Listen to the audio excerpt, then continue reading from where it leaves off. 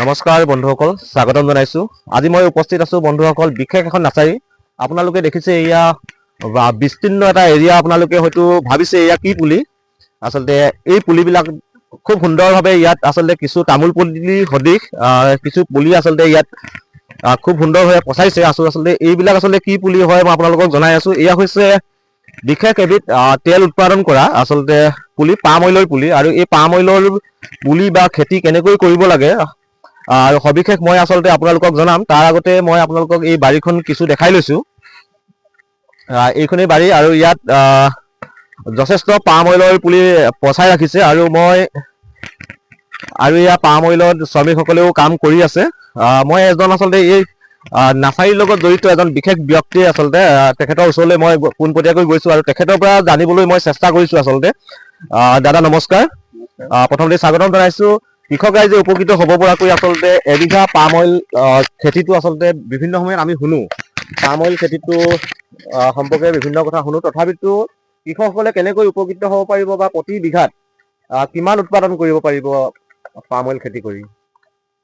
বিঘাত মানে প্ৰায় বিঘাত 19টা মান পুলি খায়, কিন্তু 1 হেক্টৰ হিচাপত আমি মানে প্ৰায় হিচাপ কৰি আছো। 1 হেক্টৰ মাটিত যদি কৃষকসকলে যদি খেতি কৰে তেতিয়াহ'লে 2.5 পৰা 3 লাখ টকা পোৱাটো চিয়ৰ। তাৰমানে বছৰেকত 4 বছৰ পাছৰ পৰা 4 বছৰৰ পিছত 2.5 পৰা 3 লাখ টকা হয়তো আপুনি বেলেগ খেতি কৰি পোৱাটো সম্ভৱ নহয়।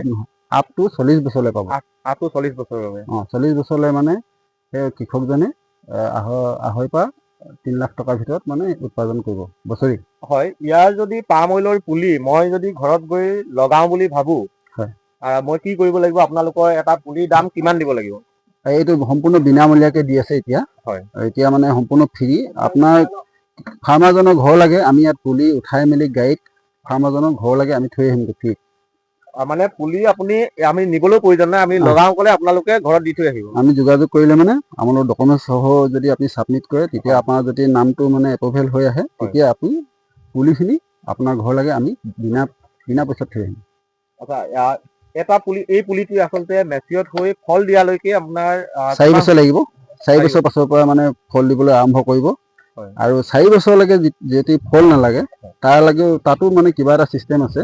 এইটো মানে অলপ কোম্পানীয়ে অলপ কৰি থৈছে। আপোনাৰ ধৰক পাৰ বিঘা কিবা এটা চোৱা চিতা বাবদ বা লতা চটা হ'ব, সেইবিলাকৰ মানে পাৰ বিঘা 2000 মানকৈ। পুলি এটা যদি আপুনি লগাওঁ বুলি কয়, তেতিয়া পুলি এটা বাবদ মানে 100 টকাকৈ এনেকৈ মানে আপোনাৰ একাউণ্টত সুমিয়াই দিব।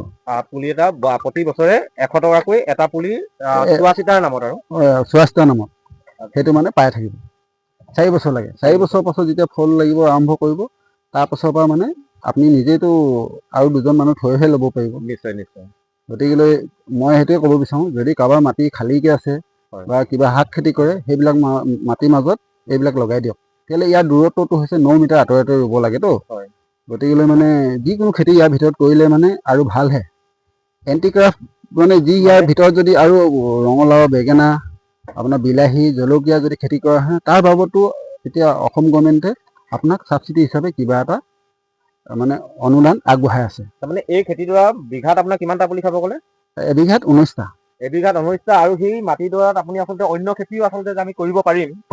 কৰিলে মানে আমালৈ লাভালাভ, কৃষকলৈও লাভালাভ, উইথ মানে আপোনাৰ অসম গভৰ্ণমেণ্টে তোমাক মানে কি হয়, ফাৰ্মাৰজনক আপোনাক মানে সাৰৰ পৰা লৈ কিনে মানে অন্যান্য কিছুমান ছাবচিডি, গুটি বীজ কিনোতে বোলে ইমানখিনি পইচা গ'ল, এইবিলাক দিয়াৰ ব্যৱস্থা কৰিছে।